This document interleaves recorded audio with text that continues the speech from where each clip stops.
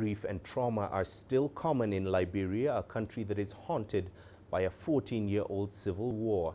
An Ebola outbreak also killed over 4,800 people. Experts believe that a tenth of the population suffers from mental illness.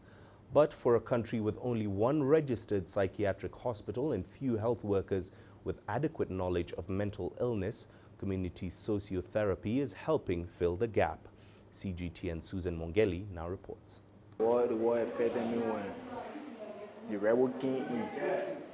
My name is Prince. When I was 14 years, rebel forces attacked my hometown. We were in the house. They attempted to set our house on fire. As a young boy, they immediately took me with them because at the time, they had lost many soldiers in the battle. I did not participate actively in the war, but I was their errand boy. And yes, I witnessed a lot of bad things. I always feel terrible when I remember.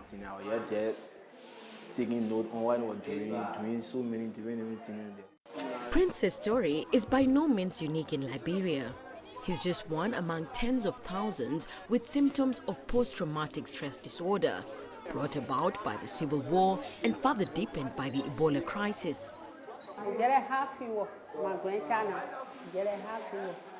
When it started, my daughter complained of a high fever. I took her to a health center here. They could not treat her, so I brought her back home. After a week, the Ebola team came and took her away to the treatment unit in the community. In the evening, we went to check up on her but didn't find her. We were told she had been transferred to the main unit and it was confirmed she had Ebola. Her daughter eventually died, as was the case with thousands of Ebola victims in the country. Both the civil war and the Ebola outbreak left deep scars. In the case of Ebola, communities were quarantined, leading to a lack of trust and social cohesion. Zoa International, in partnership with YMCA Social Welfare, has been leading a program on community-based socio-therapy as a way to rebuild trust. It's a project that molds the minds of people, that bring people together to solve problems, to be able to solve problems at the community level instead of going to court. You are almost something like counseling. You talk to people, I'm able to solve my problem. If, for example, you have an experience and I bring my problem to the group, you'll be able to explain to me how you overcame your problem in the past. Participants attend weekly sessions for 4 months, led by a trained local facilitator. The program works for everybody, people who are Muslim, people who are Christians.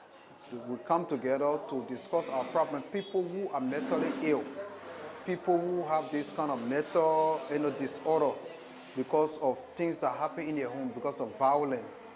We also have to do with SGBV, people who are being abused by their husband, people who are being abused by their wives, and people who abuse their children.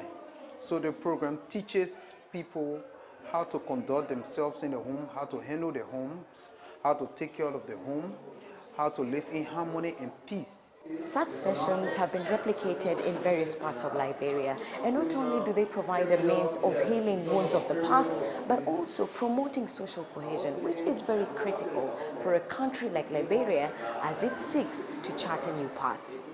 More than 10,000 people across the country are expected to participate in the program by the end of 2020. Since I came in contact with social therapy here, I have begun to feel happy again because I interact with other people who appear to want the best for me.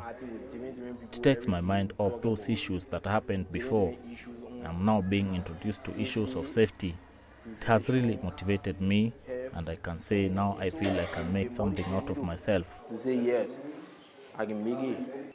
However, there are those that argue that such programs are not doing enough, and that accountability and bringing perpetrators of war to justice is the only way to bring about deeper reconciliation. But without a war crimes court as recommended by the Truth and Reconciliation Commission in 2009, community-based socio-therapy appears to be the only chance at bringing peace and healing to Liberia, at least for now. Susan Mwongeli, CGTN, in Monrovia, Liberia.